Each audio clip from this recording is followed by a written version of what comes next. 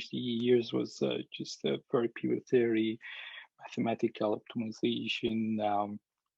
Kind of, it's a bit far from what's actually being done. So this period was very useful for me in that sense, that I can complement kind of my knowledge about the field.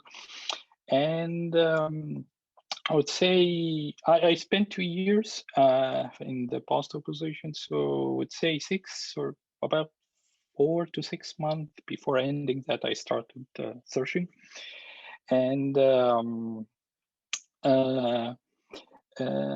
is it, so the question we should talk about, the first question is just how you landed the job or? Yes, exactly. Okay, yeah, so I mean, when you start search, there are some key points you have to keep in mind, like for example, some basic stuff like what do you want to do, where you want to work, what kind of industry you want to work for, what the size of the company. We talked about that before the meeting. That also was a factor. Like some people want to work for a big company and they have a different culture, and some are more into startups, and these are very different. So you have to decide on this. And for me, yeah, I kind of limited my options based on this. And as I said, like 4 to 6 months, I think 6 months, let's say 6 months, I started seriously looking. And yeah, by the end of the 2 years, after paperwork and stuff like it depends on where you end up working, I landed my first job. So now as you said, I work on the design of 5G modems. So yeah, that's my journey. Okay, so thanks so much. We can move to Saba. Yeah, thanks. Hi, I'm Saba. Thank you for organizing the event and for having me here. I'm happy to be here. So I stayed in academia, so maybe a bit, I mean, I did a postdoc like Ayman, but I did decide to stay in academia. So what I did was that I did my PhD at UBC in software engineering. I did a 2-year postdoc in Boston at Northeastern, and then I came back to Vancouver to start my position at SFU in the beginning of 2020. So my first year went exactly as I had planned, as you can imagine. But yeah, so a bit about how I got these positions. One thing I want to mention is that a big part of everything is luck, right? So this is what people don't mention, I think, enough. There's always an element of luck, right? But to an extent, a bit of that you can, kind of create. Some of it is out of your control, right? But a bit of that, so for example, my postdoc advisor was someone I saw, I met at conferences before, and, like he kind of found out that I would be graduating soon. So he contacted me. So that's how I did my postdoc. And I know you have questions about networking and importance of that later, so I won't go too much into that. But yeah, and for faculty positions, I did start applying when I was a postdoc, and that's a lengthy process. So if people are interested in the academic job market, I can explain more on that. But yeah, I applied broadly. So one advice that I have is to keep your options open, especially in academia. It's a lengthy process, it's an exhaustive search, and there are too many elements involved.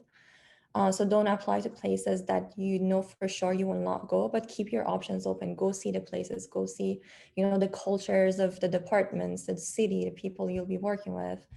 And your opinion will change a lot throughout that process. You'll learn so many things about, everything that goes on behind the scenes. So yeah, that's my 2 cents, I guess. Thanks so much, Saba. And thank you everyone for sharing your stories. I like the fact that they are really diverse. We have academia, industry, entrepreneurship. I believe some of you touched a bit on key pieces of advice around job search, but I would like to stress a bit more on this. So related to the first question, what would be your key pieces of advice you would give a student that's close to graduation from either master's or PhD around job search now that you have gone through it? I'll kick us off, I guess. So on this note, and to what Saba was just saying around luck, I entirely agree. And I have this definition of luck that I really like, which is opportunity meeting preparation. And so you get sort of the serendipitous events that occur, but if you're not ready to grasp them when they come by, then that's so part of the thing that you can do in advance is prepare to grab those opportunities. And one of the things that I like to think about in regards to that opportunity landscape is really around like augmenting the surface of your potential sort of opportunities for serendipity. And this touches on networking. This touches on writing emails to that researcher that whose work you find really interesting, but isn't directly related to anything that you're doing, but you reach out anyway to ask questions of. And back to what we were saying earlier around understanding what it is we want to do after school in terms of a job, both in terms of the sort of topic, the size of the company, the role that you want to play. This was something that was quite different for me between school and between my work, because my work, I wore a lot of hats and spent a lot of time in the technology and with the technology teams, but also speak to company representatives and reach out to hiring representatives and understanding where it is that you want to grow that opportunity landscape is important. So we're going to talk about networking, but the meetups, the showing up for meetings, the writing of the emails, the having coffees with people that you don't know. I actually started a thing for myself in my first year after founding Sanctuary to have a coffee with somebody that I didn't know every week. And that continued for 2 years and was a very effective way to grow your network and kind of get an idea of what people are doing in the local ecosystem. So I spend a lot of time thinking about how Vancouver's ecosystem is great and how we can grow it. So having these conversations is good from that perspective. But yeah, I'll hand off the mic because I think I'm getting discombobulated here. But thanks so much, Olivia. I believe that you had to do a lot of context switching because you mentioned you were doing your master's at the same time you were working in Kindred. So I believe the context switching was tiring. it is indeed an expensive thing. Yep.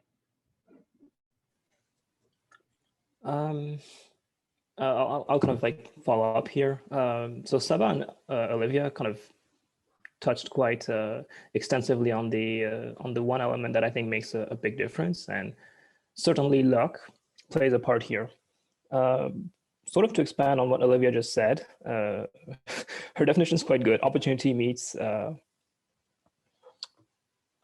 which one was it? Opportunity meets operation. Yep, preparation. Sorry. I guess here. I guess my way of saying is you can force your luck. Like there is definitely an element here, which is that you can force the situation that you want to see take place, actually take place.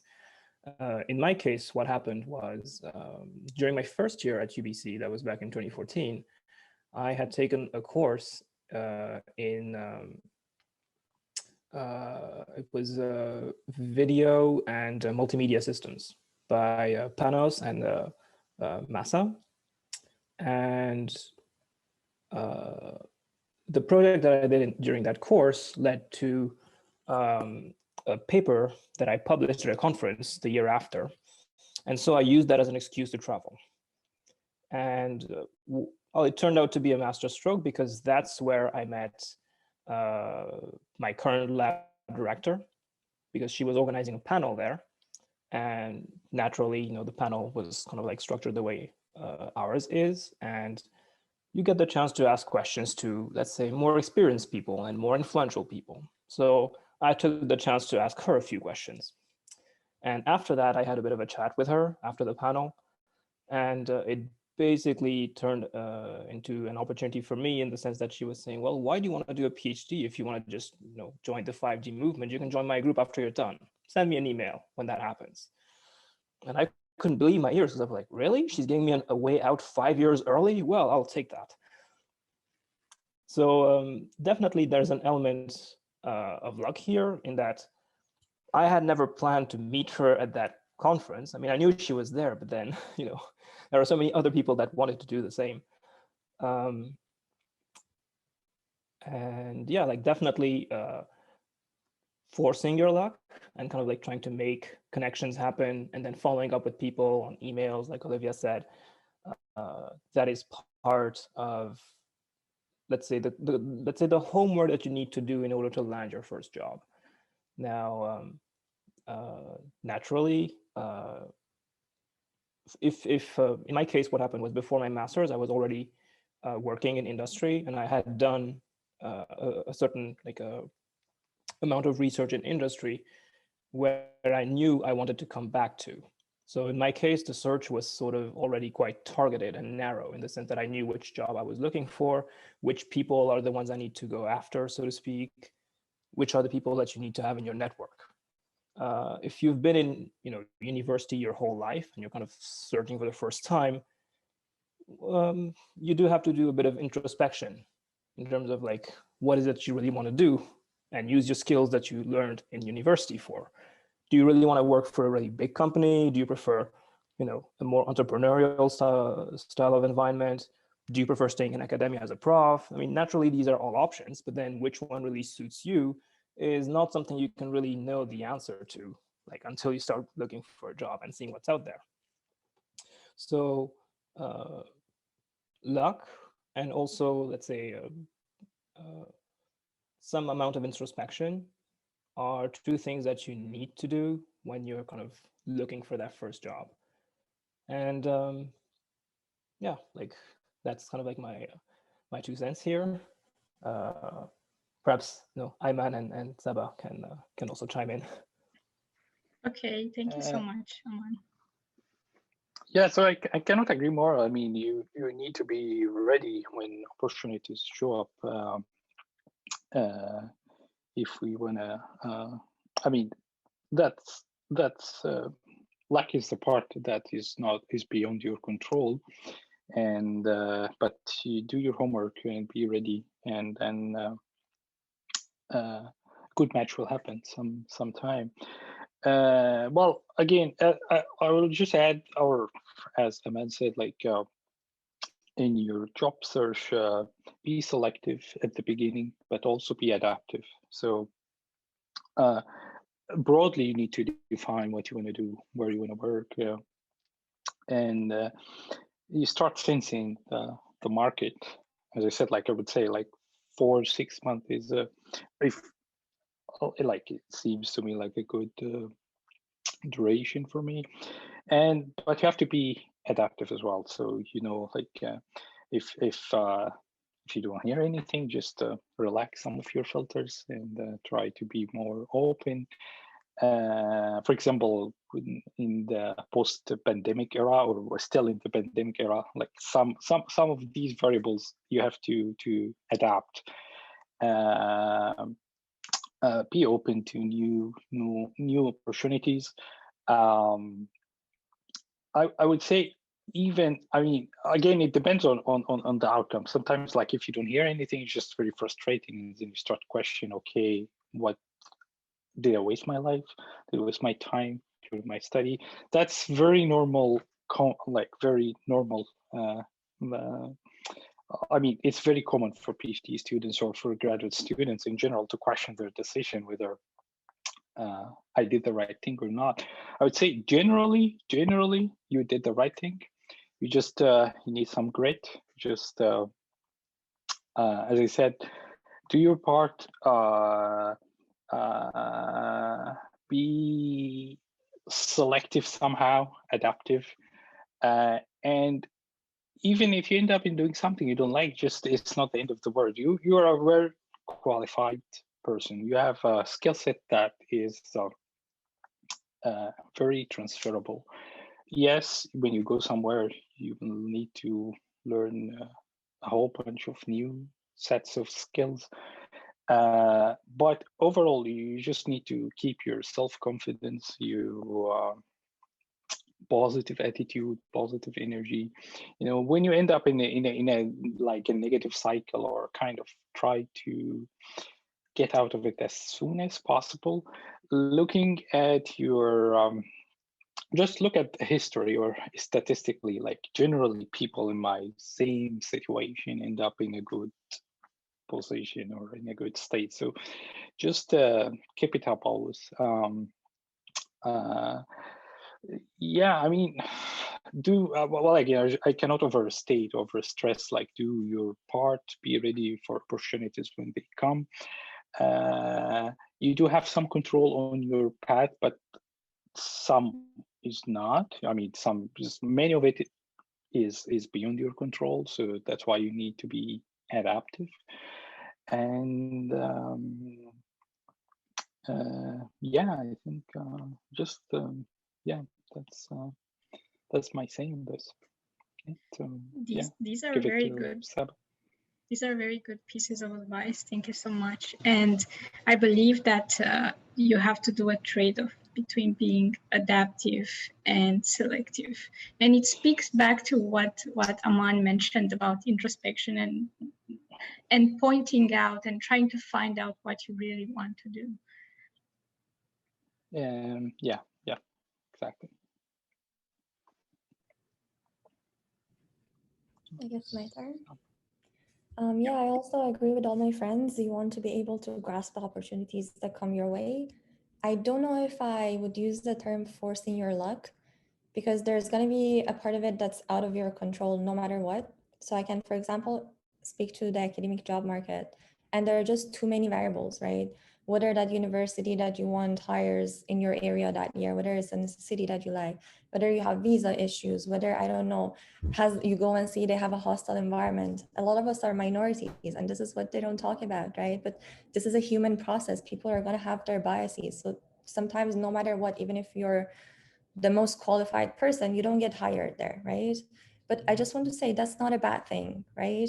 So it might discourage you for a while. You might, be mad, sad, or whatever. But eventually you want to be somewhere that you fit in. You want to be somewhere that you're valued and you're respected, right? And if you try to force it too much, you might end up places that, you were not meant to be, and you would suffer in other ways, right? So just want to say it's a combination of all these things. And one thing that we can do, like my friend said, you want to keep your options open and always have a backup plan and a backup plan for that backup plan, right?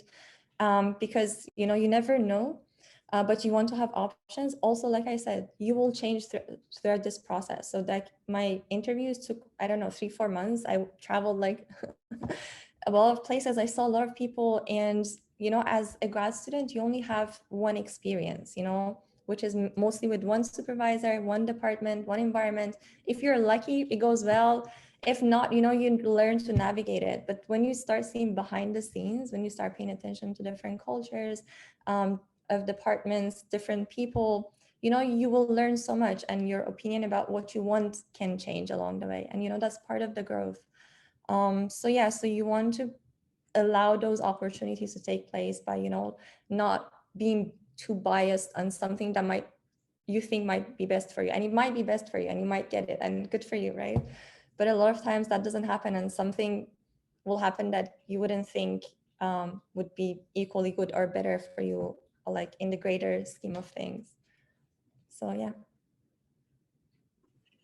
Thank you so much, Saba. Really, really good pieces of advice. And I like that we have a mixed, a full spectrum of answers.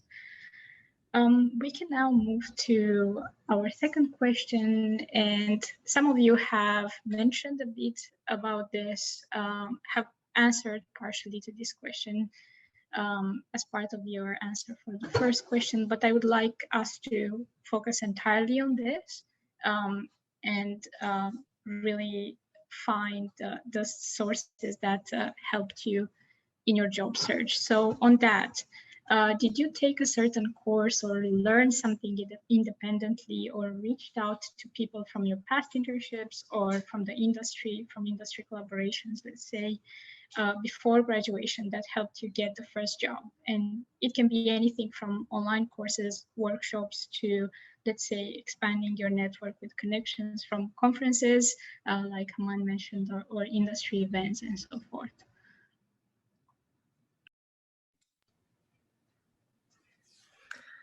Right. So I hinted that a course was sort of formative for me in terms of where I'm at now, and that is the tech entrepreneurship course at UBC.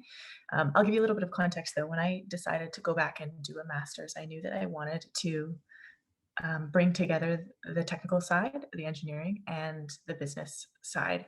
And so I know that UBC has recently, I've graduated now for a few years, but in the last few years has started Masters of Leadership programs, which are kind of like this coming together of engineering and business in a few interesting ways.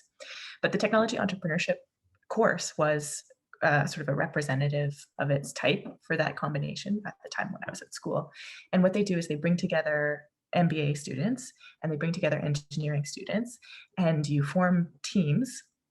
And the course is quite long, and it's one of those ones where you get out of it what you put in, and so you can put a lot in and you can spend a lot of time on it. And the intention is really to ideate with your group, perhaps focused around a technology that you are working on or that your lab is working on and want to take forward into some sort of commercial or marketable product.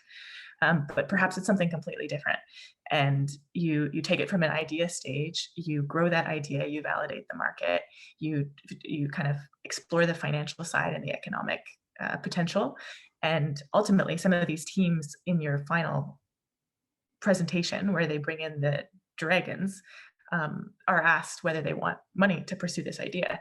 And so if you're interested in pursuing the entrepreneurial direction, and coming out of school, completing a degree, it may or may not be what you want to do immediately. I know I worked for several years in consulting before I did my master's, and that was a very regimented, structured environment. And I got a lot from it in terms of learning around process. And what I do now is very different from that in terms of the way that everything fits together.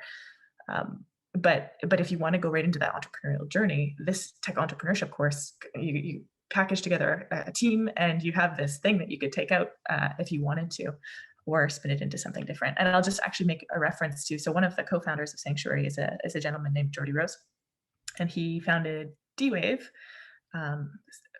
several years ago.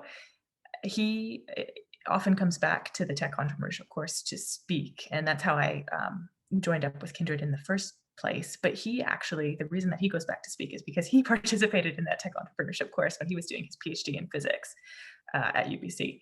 And they didn't end up, like, D-Wave was not the specific idea that they came into that course with, but the ideas and the grounding foundations that were provided in that course, plus the access to the network that comes through working with that group, really gave them a leg up in terms of creating their own thing, which is essentially created the quantum computing industry. On that, you said that this course has been very fundamental to your career, and you first worked in Kindred.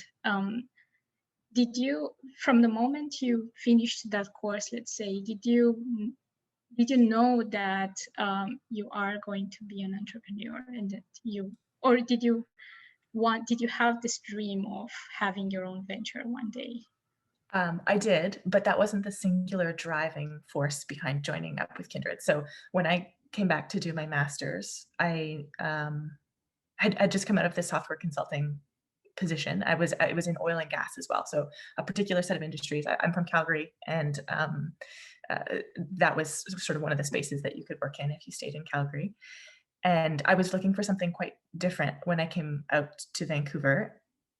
And this is kind of a bit of a sidebar, but I did my yoga teacher training before I did my master's, and as part of that, you get quite a bit of exposure to the meditation side of things, which I was present to, but not knowledgeable about and really enjoyed. And so that was something that I wanted to bring into my master's, like kind of the engineering perspective on the effects of the brain under meditation.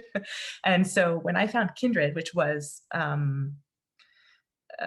sort of, again, one of these serendipitous moments, like who would have expected to find an AGI company based out of Vancouver and their focus on sort of the human brain and human cognition. I was like, wow, what are the chances that they have this here? And so they were looking for, at that time, I mentioned that I worked in IP at Kindred initially. They were looking for somebody to fulfill a role that bridged the technical teams at Kindred at that time with the lawyers who were filing patents. And I was like, I have not previously done IP, but I'm more than happy to learn everything that I need to learn in order to do this. So yeah, I would say that the entrepreneurial side of things was always an exciting thing. But in this case, it was more like, wow, gosh darn, that is really aligned with this business of brains that I'm so excited about. That sounds really cool. Thank you so much for sharing that. I guess it's my turn to follow up.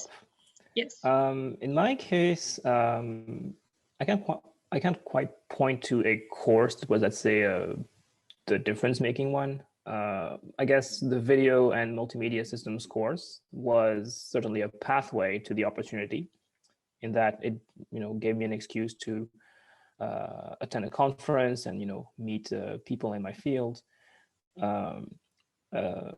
Again, like to kind of put some context in with regards to my job search, I had worked in industry for 5 years before I started my master's. So I already had sort of tried 3 different jobs.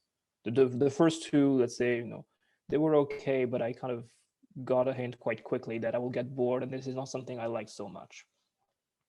And then the third one was the one that kind of really was a light bulb moment for me, which was, oh, that's something I really like. And oh, now I see why I learned all these different courses back in school. Now it makes sense. I wish I had that wisdom before, but anyway, like at the time, this was for me the key moment to say, oh yeah, this is a career that I can definitely see myself working in for, decades or more, possibly.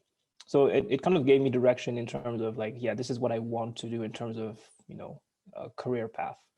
Now, at the time back in France, I didn't really see a long-term future for my type of occupation. So I felt, okay, maybe this is a good time to kind of go back to academia, maybe learn about other fields out there and see what I can do with it. And it's not necessarily a bad time to kind of take a pause and reevaluate my options, or at least come back with a better plan and be ready for the moment to, let's say, 2 or like a, 5 years from now at the time. Then so that was a June 2015 when I went to that conference, ICC. Well, 2 opportunities kind of presented themselves there, and I was like, okay, this is good. And what did help was the fact that I had already done this kind of work for 3 years immediately caught the interest of the people that I talked to. And again, like it's kind of like it's a small world. Like everybody kind of knows each other and what they're doing. It helps when you're, so to speak, part of the circle. So certainly in my case, the industry circle, the already established connections, or the new ones that I did establish, were the ones that were, let's say, making the difference in terms of, let's say, landing the interviews and then, getting the opportunity at the end. Yeah, that was kind of like more my experience, I would say. Thank you. So basically, you already came in the master's with a already formed network, and that helped you not only figure out more easily and quickly what is that you want to do after your master's, but also figure out what type of people you should be around and how you should expand your network and so forth, which is great. Pretty much, yeah. Like those 2 years at UBC were, preparation to pounce on the right opportunity. Thank you, Aman.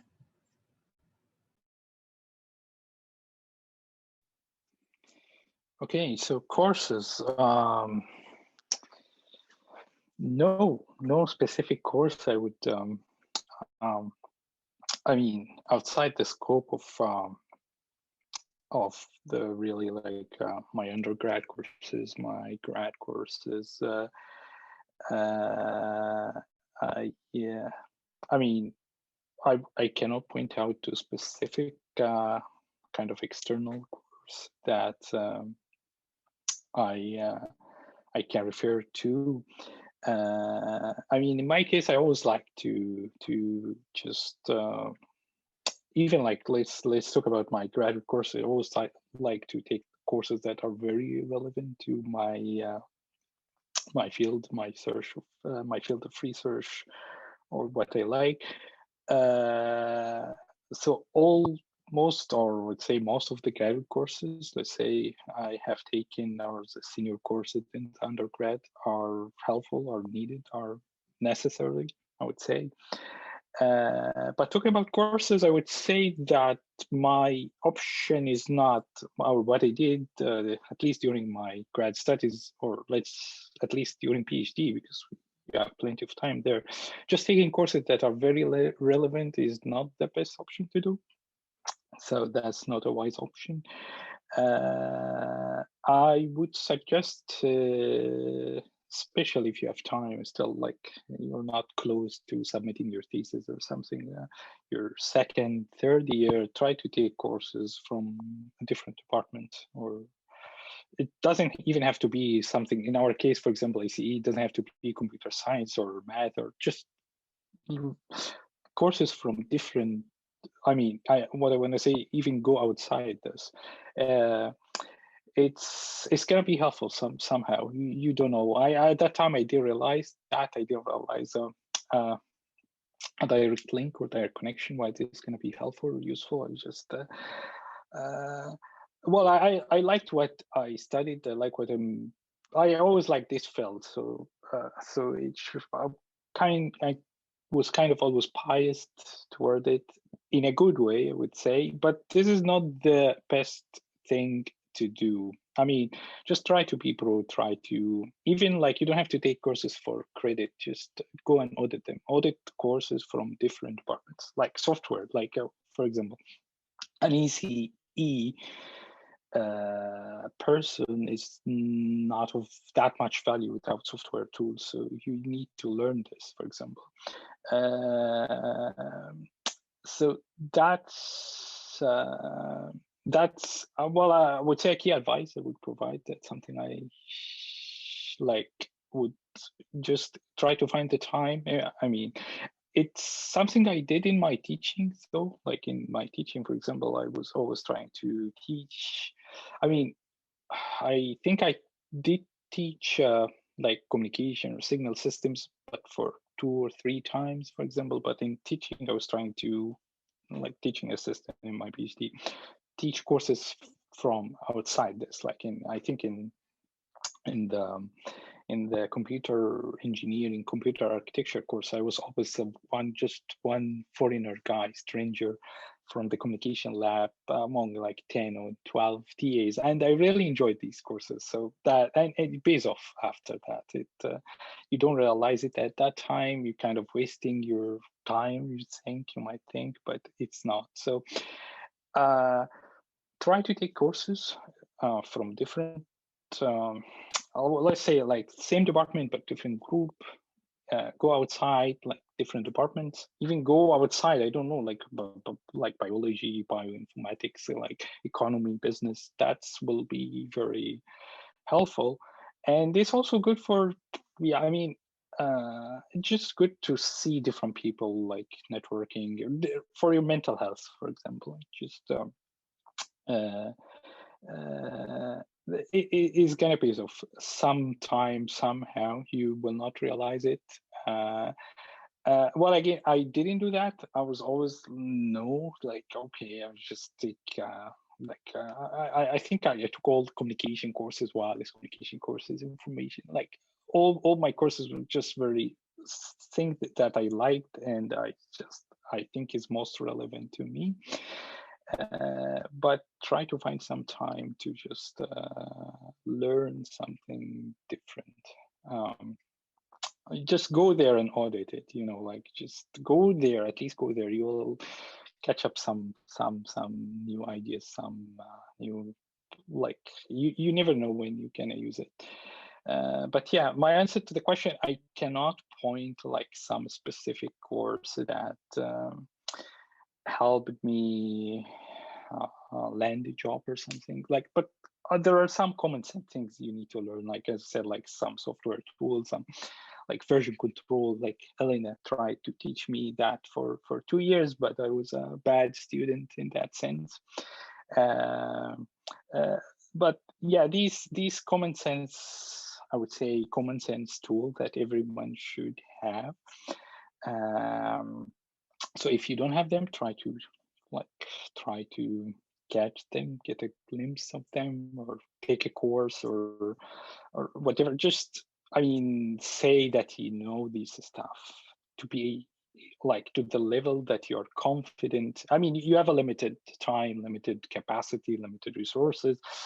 You have like to, especially if you're PhD, like you have to publish, you have to do, so yes, but try to find something to allocate some time, some effort to to just know something different. And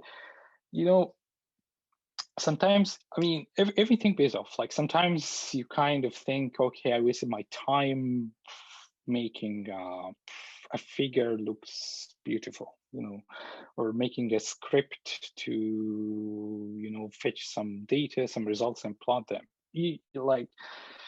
But no, believe me, like sometime you will use it, it's not wasted. So it's happened very often. Like I was just preparing, for example, some set of slides, and I still remember like one time I spent like 2-3, maybe 2 days, just trying to do something with LaTeX, for example. But then I ended up using this investment for all my next 15 or 20 presentation, 20 slides. So just the general idea, try to learn different things outside the scope of your work. Just be open, especially with PhD, it's very easy. Well, PhD, yes, you go deep, which is good, yes, but it's easy to get lost. So by lost, I mean you just lose sense of the environment. You don't want to be like that guy just closed in the lab all the time, and just try to be open. That's it. Thank you so much. And sometimes courses, the fact that you do assignments or small projects give you a sense of achievement, and that sense of achievement can be helpful to pick you up when, for instance, your research is not going that well. It's going too slowly. Yeah. Exactly. Thank you so much. Yeah. So it's good for your mental health. Yeah. Thanks, Ayman. Thank you. Thanks. Turn. So in terms of courses, I don't think there are any courses. I'm sure there are courses, but there aren't courses that were an integral part of my studies that would prepare me for this. And I want to emphasize how much they don't prepare you for being a professor. There are no courses that you take that teach you how to be a good supervisor or how to be a good teacher or something. And I'm sure there are courses, they're not just like part of the common path that you go through. Suddenly you wake up and you have to do all these things. So one thing I did was that I did a postdoc to kind of help bridge the gap, gradually increase my responsibilities in helping mentor and supervise students and, like work on various projects, collaborate and so on. Another thing that Ayman also mentioned is that those day-to-day activities during your PhD or master's, they really matter. So because you're going to do the work one way or another, but when you have that long-term plan, then everything is, you know, directed towards that, and you're mindful of the impact of these like small steps that you take, but day after day after day. So for example, when I was a PhD student, my supervisors would always involve me in reviewing papers. I would always be sub-reviewer for great conferences.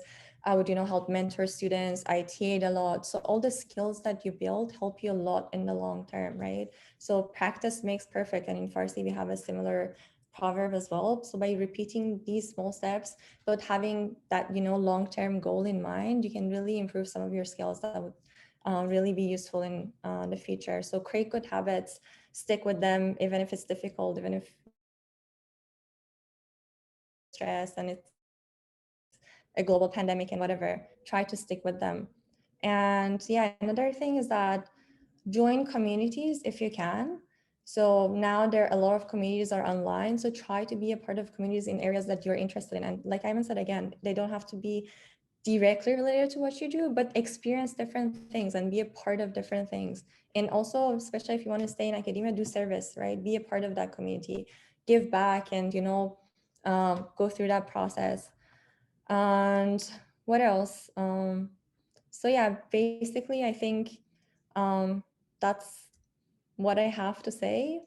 One thing that did help me was, like, I'm a software engineer, so in our field, conferences are much more important. So attending those conferences, again, like it touches on everything that my friends have been mentioning as well.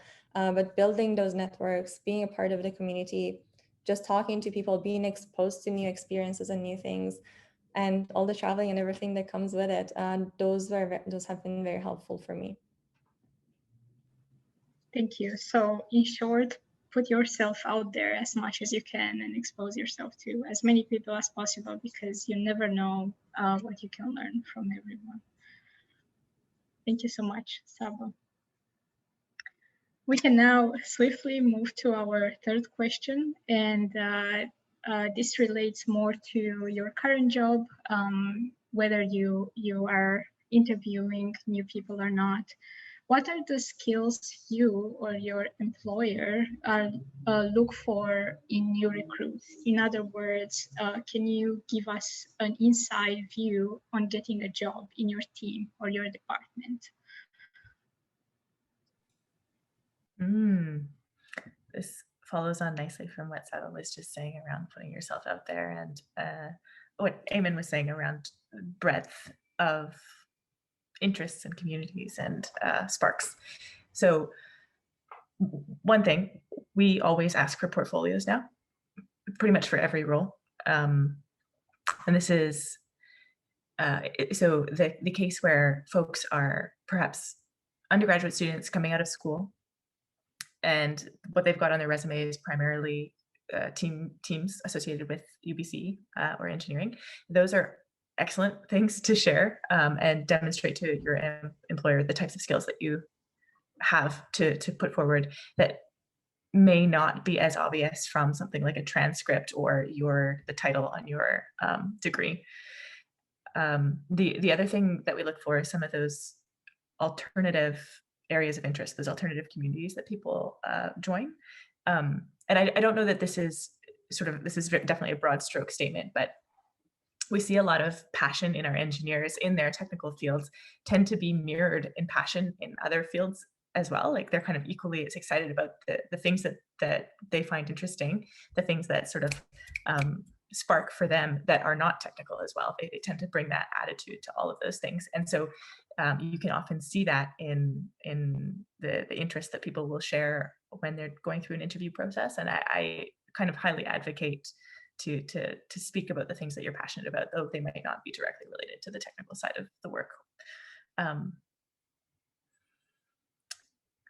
Yeah, I would say those are the two main things. Joining up with the team at Sanctuary, one of the interesting things, and I suspect that the other folks on the panel also have sort of experiences like this around cross-functional teams, but having folks that are able to speak across boundaries between different sort of verticals in the company are very helpful in terms of easing work that sits on those boundaries. And so generally, and you'll find this in startups at the beginning a lot, is that you don't have enough people to fill all the roles. And so you need generalists who are able to take on, 2 or 3 things at the same time. And then as your team and your company grows, you start to bring in the specialists that have that deep expertise and maybe are not quite as general. But I would say with Sanctuary and some of the startups that you'll look to kind of in the Vancouver ecosystem and abroad, that eye to generalism, and this again speaks to going to other courses from other departments and learning some different things to support and augment the places where you've really gone deep, is definitely worth sharing. Thank you, Olivia.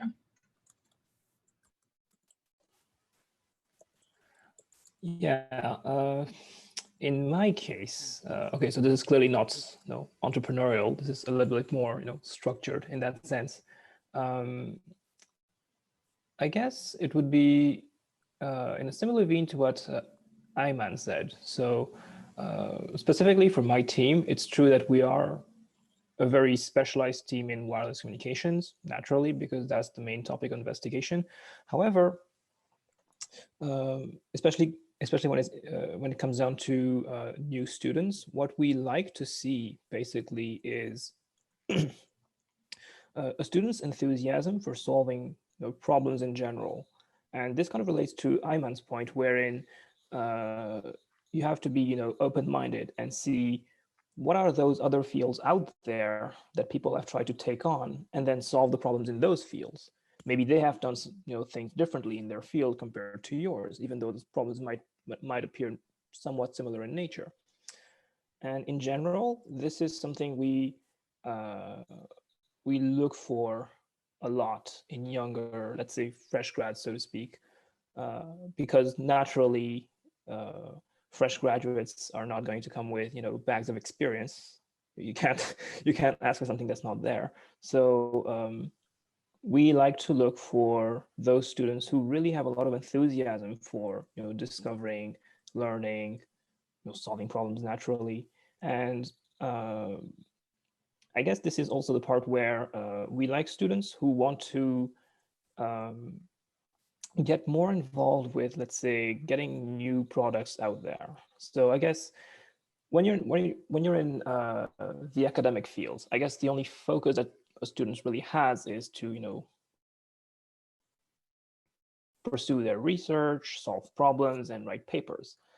And that's largely what the scope of a PhD will be. Like you want to publish papers so you can graduate and go earn money basically.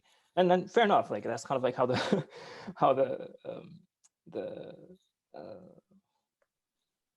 the field is like now.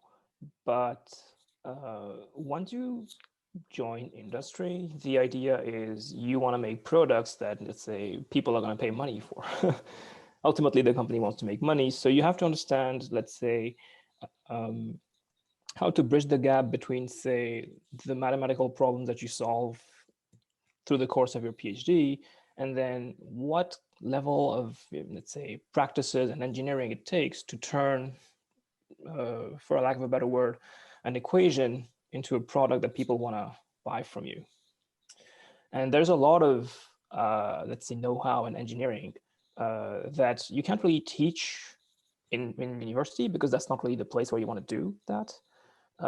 And it's also naturally time-consuming. So this tends to happen in fairly specialized teams within company structures.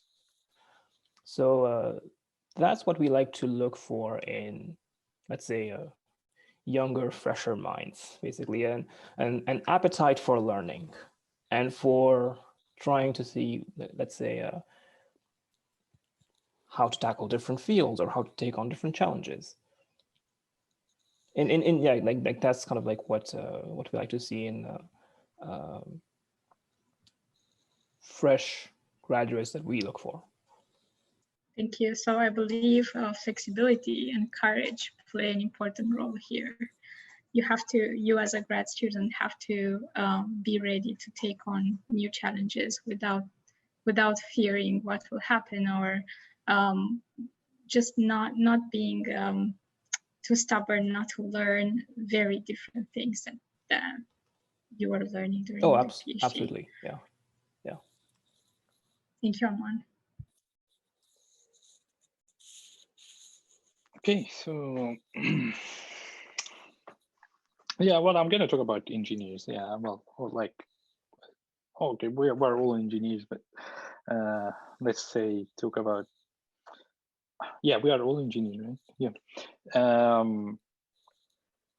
Well, I always see like a good engineer is someone who's technically sound, and as important as this is just a nice person, you know, like having these two like these are two like key qualifications to hire a new one. Nice person, yes. Well, you don't work on your own. You deal with different people, different teams, so you should be able to communicate with them, deliver to them in a like a professional way or so. So that's obvious. From the technical part, I would say that just if you know the basics very well, understand the basics very well, usually you will succeed. You will be able to learn new things. If this is supported by the fact that you like the field, what you're doing, you are excited about it, I think you're gonna be unstoppable. So just I mean, I'm talking about the basics, especially like for grad students, especially with PhD. Again, you go deeper in things, and you spend some time, like not sometimes, so much time doing one thing, while trying to solve kind of a non-obvious problem, which is good. But yeah, that's very good. Well, that's but after you finish, you need to realize.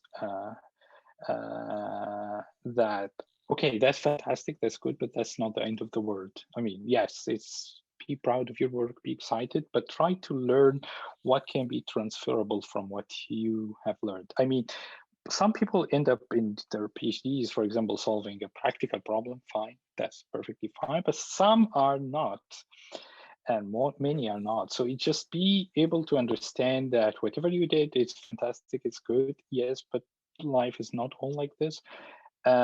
If you solve a fantastic problem, but you lack the basics, like you don't know Fourier transform, for example, you don't understand it, no, we're gonna have a problem.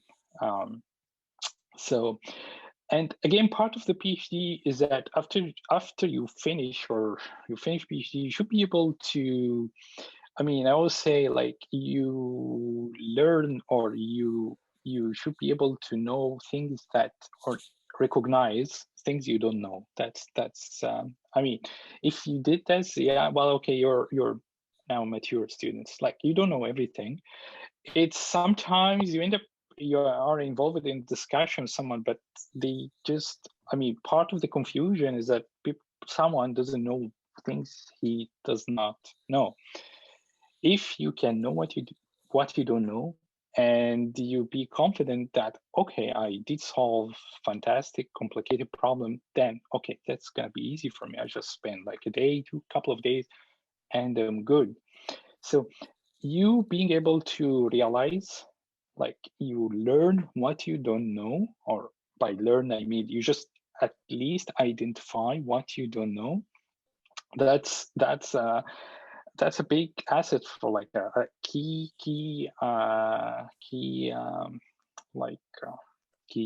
whatever in that person would be looking for, like a key feature. Well, I don't know what the right word. So because yeah, very often people after they finish, yes, I did this, and I can, like, you need to be able to understand the scope of your work, the limitation, the assumption. Just don't get lost or thinking. Again, be proud, yes, okay. Well, you don't have to do this when you do like a presentation, for example, in a conference. No, that's totally different story. And you are in a conference. No, what you did is a key, like a breakthrough in whatever that conference is. Yes, yeah, that one, yeah. Like, but when you start to go to practical life, to industry, to deal with other people, it just be able to understand again the limitation, the limitation of what you do, what you did, limitation of what you know, admit it, and be courage, be confident to say, well, I don't know this. Okay, I will just, yeah, I'll get back to you tomorrow or something. If you are at this mature stage, you will be a very successful engineer. So, yeah. Okay, do your work, but don't lose the basics. I mean, like again, I had like a free transform, for example, as an example for us. Like we like that these key things, like you shouldn't lose them. I mean, from now, if you realize you have a problem with them, just go and solve it. So because it's gonna show up sometime somehow. So yeah, if someone again just be strong in the basics, be nice person, be proud, still be proud of what you did, show that you are enthusiastic about this job, because I mean in our field, for example, for someone it might look tedious, I mean, but if you don't like it, it's going to be hard. You might sound crazy to someone from outside, why people just spend their day doing these nonsense and stuff, but no, it's if you like it, you will excel in it. So yeah, just to summarize, be nice, be human, like not like be a human, nice person, that's positive attitude. Like I don't want to, when I have a meeting with you, just like it's gonna be an awful time. So I don't want this. I just wanna, we are talking technical, but we just wanna like you know, have a good conversation, good communication. So be nice and be strong in your field. Don't forget the basics, and be open to learn. Okay. Yep. Thank you. Thank you, Ayman. I really liked your advice to identify what you don't know, and that's the first step in learning it. And it reminded me of my high school physics professor. He said the same thing. Thank you so much. Mm-hmm. I think Ayman already identified he's not good with version control. So.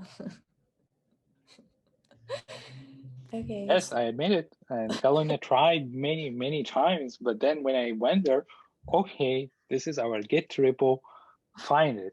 Okay, so now I have to learn it. But yeah, that's fine. Teaching that this term, by the way, so can drop it. Okay, good. Yeah. I'm joking. So yeah, so for the academic job market, of course, we need those publications.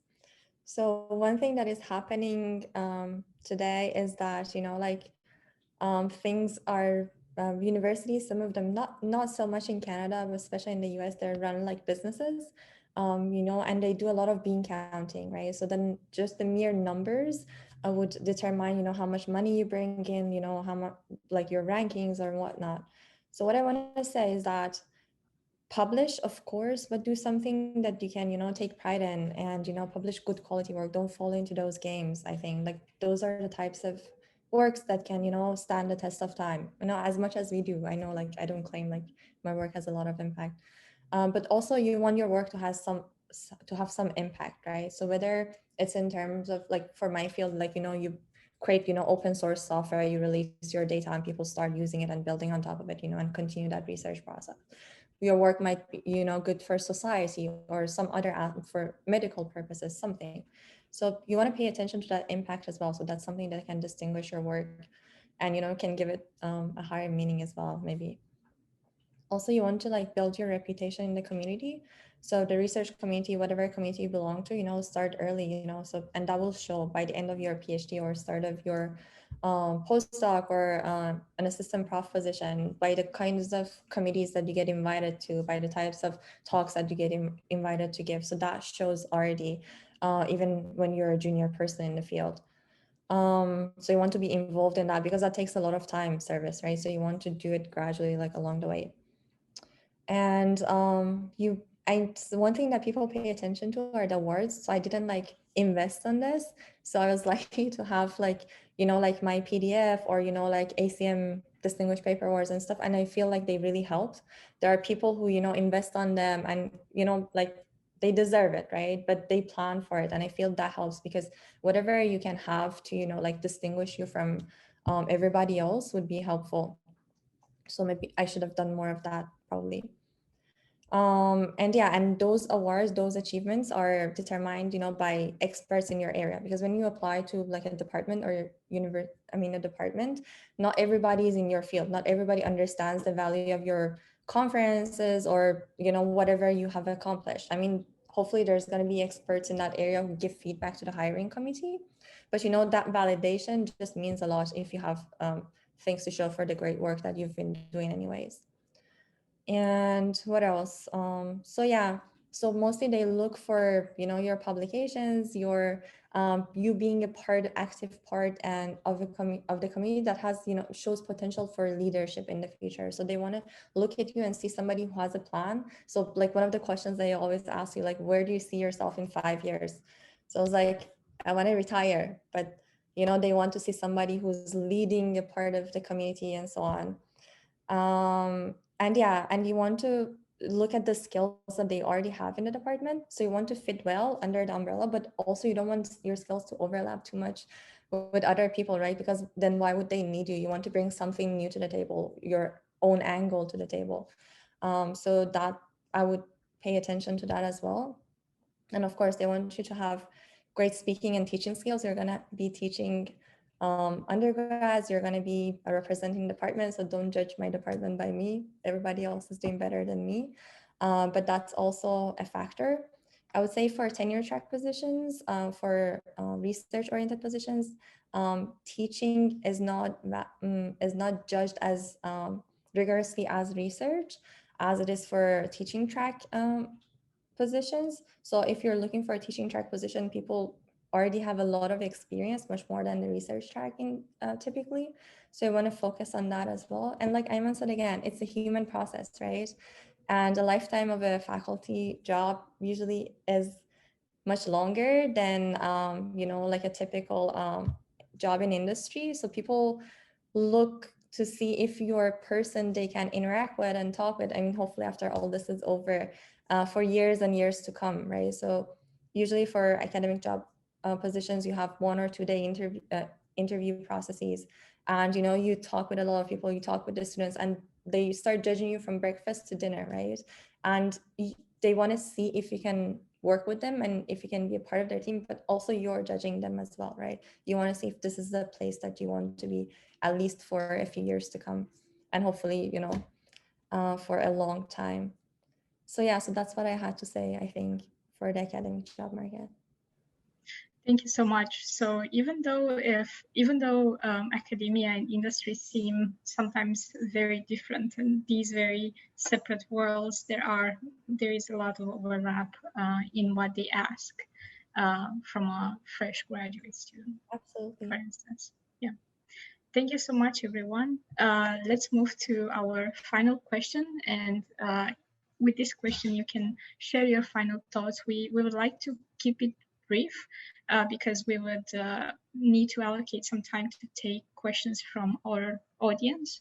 So in this, you can iterate the key pieces of advice, for instance, or the top tips for students who are interested in your role. And we've touched on this throughout our panel discussion, but I would like you to really hone in and really accentuate those tips for students who are interested in your current role.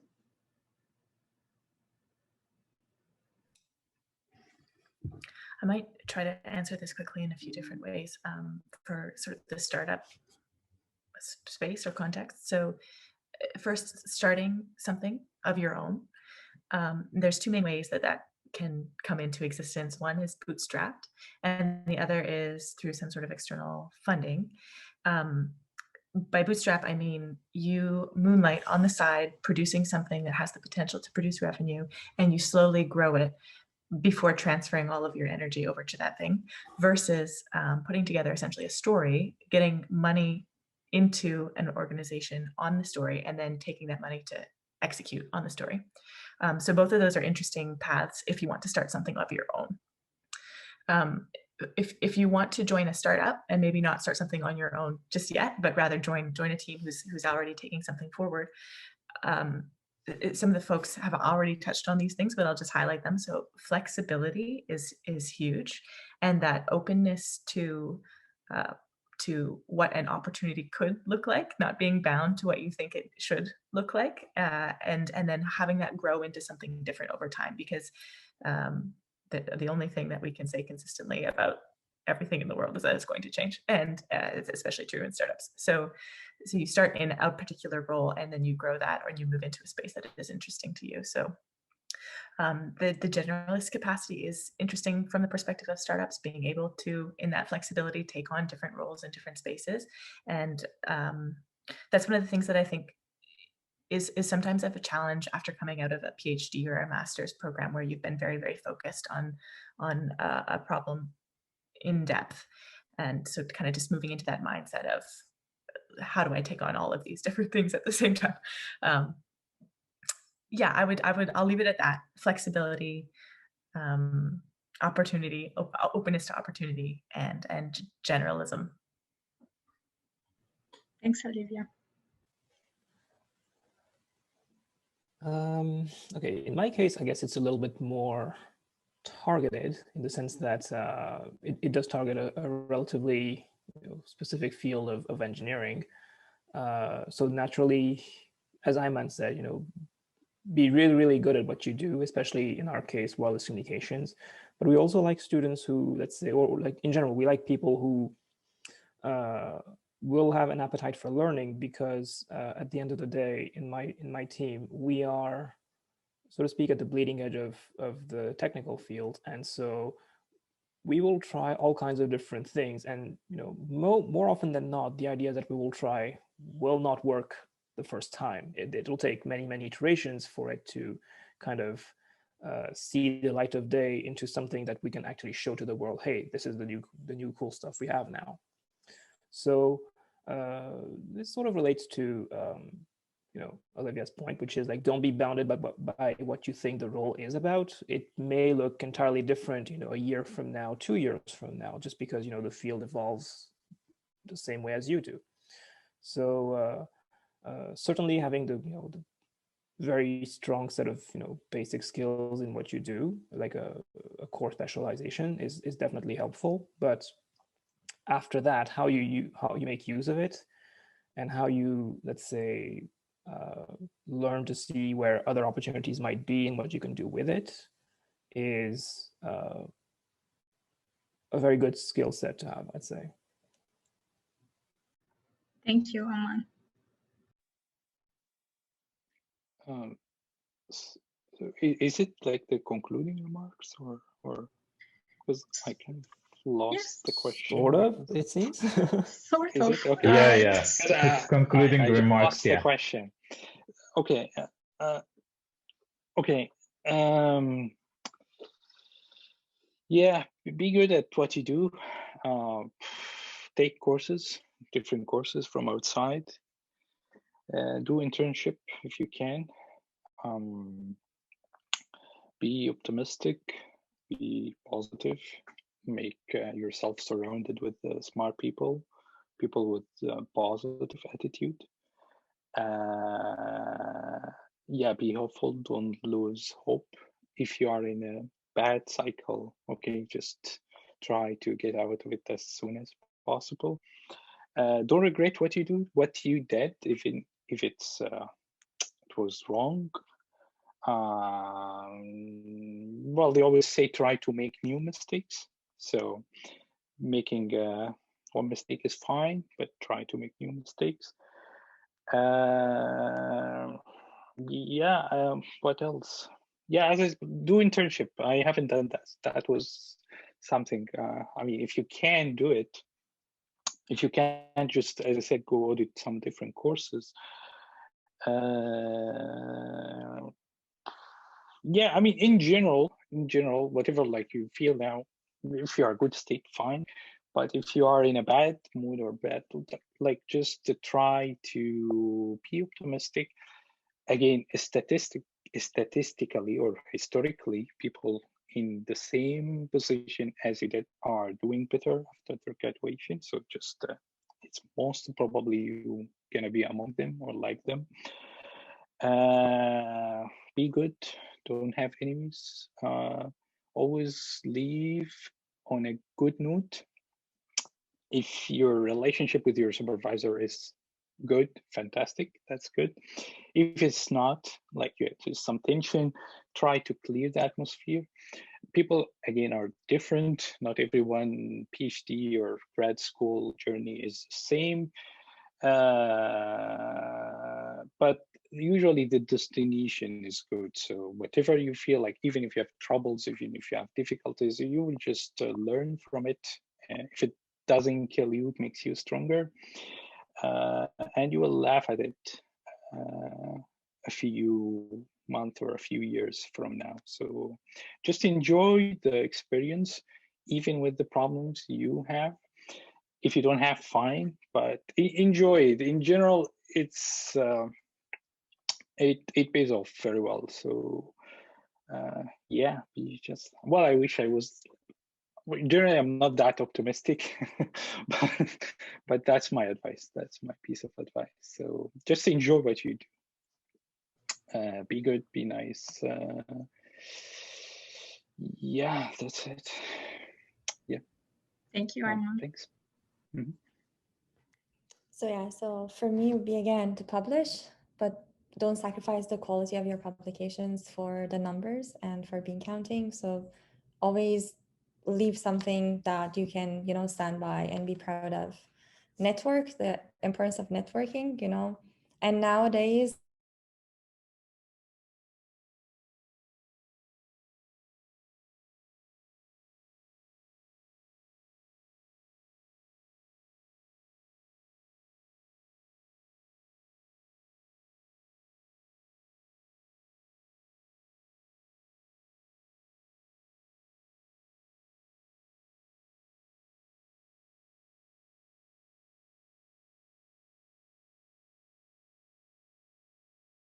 this is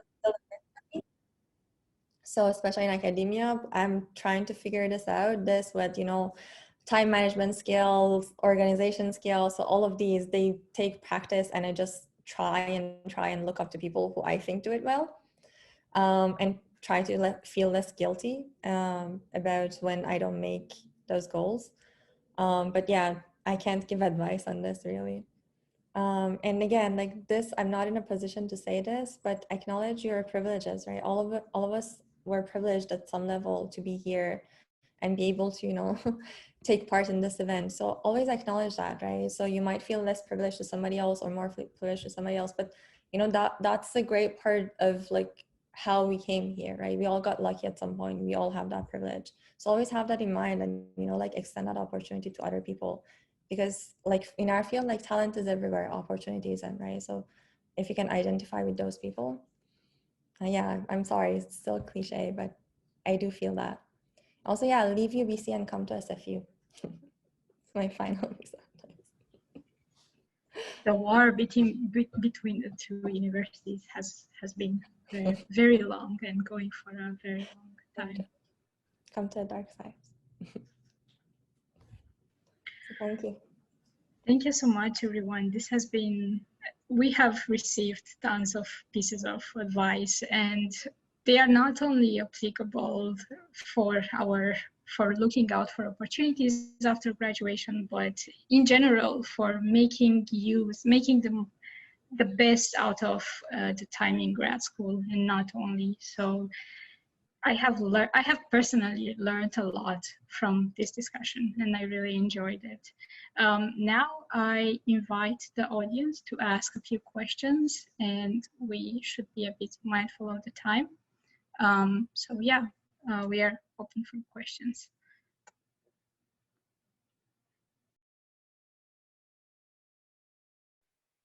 Just one thing, while people are asking the questions, I will be putting in the chat box the link to our YouTube channel. Please subscribe there. We have the events for the previous 2 lightning events we have before, one about newcomers to grad school and one about well-being. And this one, once we finish like some editing and some of this stuff, will be available later on the channel as well. So I'll add this link here too. Sorry for interruption. I guess I have a question. No one else is going. Okay, you guys all hear me? Sure. Yes. All right, cool. I think it was, don't want to put you on the spot, I think it was Ayman who talked about getting an internship, and that was like really important. I guess my question is, how do you, what are some advice you have for getting an internship? I believe it might be, like, it's probably easier than finding a full-time job out of graduation, but it has its own challenges in terms of, one is trying to find which company is willing to take you, and 2 is kind of navigating the relationship with your supervisor, because some of them might be kind of strict in terms of letting you go for a few months while you're supposed to be studying for a degree, basically.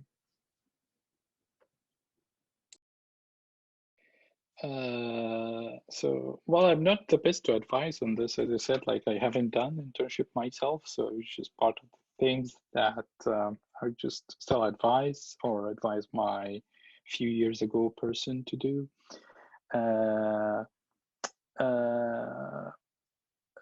So I don't know how to do it. So basically, it's something I haven't done. But I stressed this point because, for example, when I see the ratio of new hires from external hires, or someone that has been, someone has done an internship before, has a significant advantage.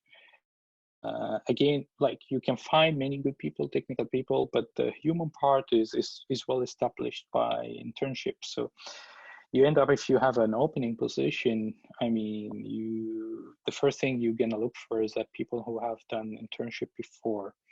So many of the new openings don't even make it to external applicants, and it's just filled either by internal ones or people which, for some companies, they kind of count as they are previous employee or something. So I want to say that they have a good opportunity, or they have a big advantage compared to a complete outsider. So how to do it? I haven't done it. It depends, again, on your personal situation, on your relation with your supervisor, or how open he is for that, he or she for that. So it's what I wanted to say is, try. If you can do it, that's something valuable.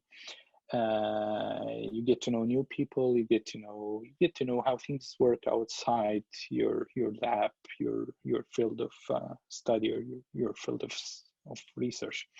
If you don't make it, don't make a deal of it. You don't want to have yeah, I understand your point. Like, some supervisor are not very open to someone leaving 4 or 6 months.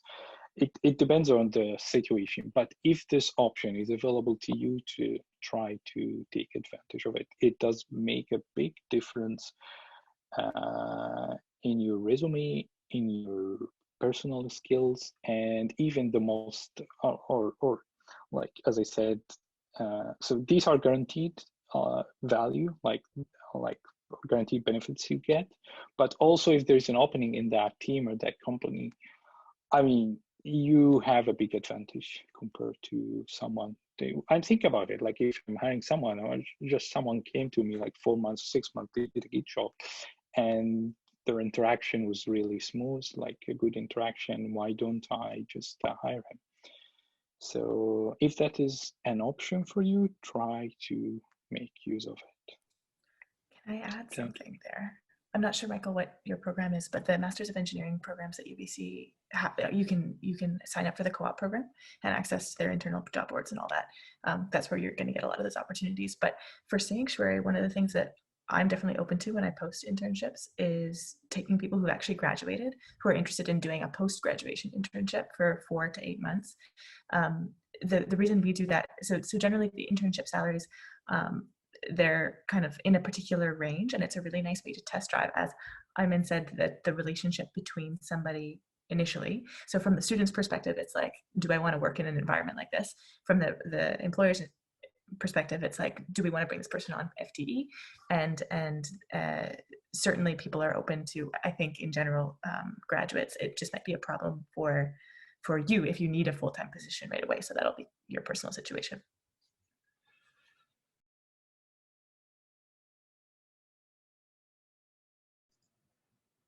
Thanks so much, Olivia and Ayman.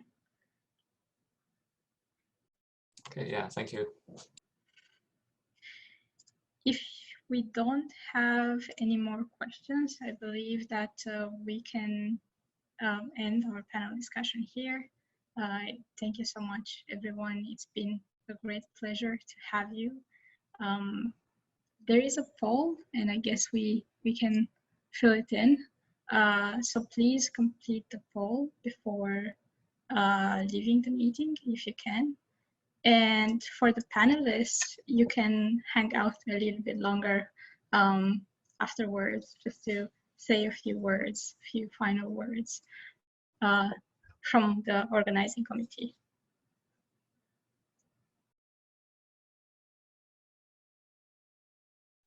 So can I also vote for the panel, or just to give the panel myself and my friends 5? Sure, go for it. Sure. Okay. Yeah, sure. Yeah. Yes, panel. And Okay, yeah, and it's the okay. last question, tell us, what do you recommend as events for students? Same events every week.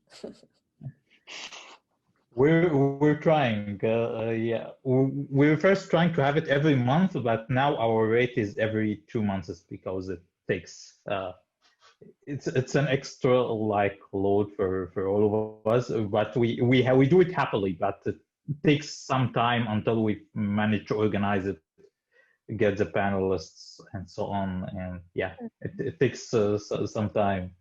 I bet. Yeah, I was joking.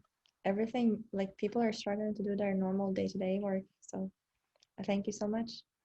You're welcome. Thanks all of you for joining us for the panel today. I hope you enjoyed it.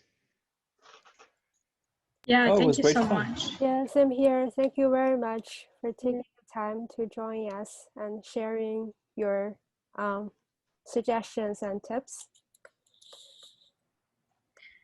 It's been a great time learning from you all, and I believe we can keep in touch via LinkedIn or email, and we will bring you here again for sure. You'll hear from us again. I guess we have a question from the chat. I guess yeah, it's directed towards what Olivia was saying. It's talking about as a postgrad in internships. Yeah, I guess Olivia answered it in the chat. Yeah, I got your answer. Sorry. The answer to my question, and you might be absolutely right, Michael, because generally these large organizations have pretty structured co-op programs where they have contacts at all the schools, and that's who they sort of interface with. So you may not even get access to internship positions sort of on an external board. But if you're happy to work for a startup, they can certainly provide some experience in the field that you're looking into. I also heard about a friend who actually did like post-grad internship, but she applied before she graduated. So she did the internship with SAP. So I think this is something you can consider as well. So just apply before you are about to graduate and then start an internship for 8 months after you graduate. And then you maintain your student status, right, Anna? No, I think you need, no, I think you need a work permit or something, but I'm not sure if just I'm not sure if you need to get the work permit already, or you just need to have that status showing that you already applied for the work permit. Okay, great. Thank you both.